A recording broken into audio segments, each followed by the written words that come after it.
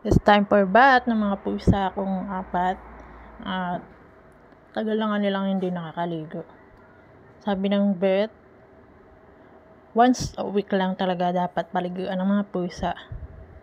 So dahil nga sila ay tapos na ng 5 days na nilagyan ko sa batok ng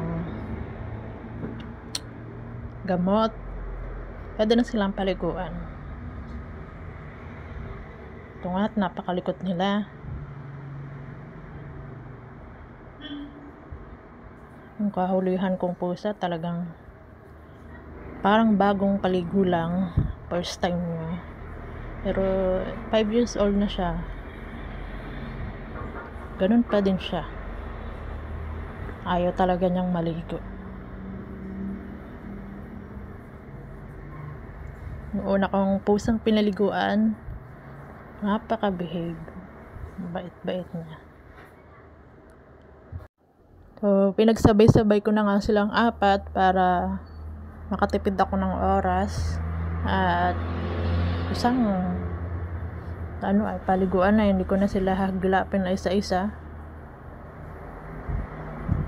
Pagpapaligo nga lang ng pusa, talagang pagpapawisan ka dahil kulong yung CR.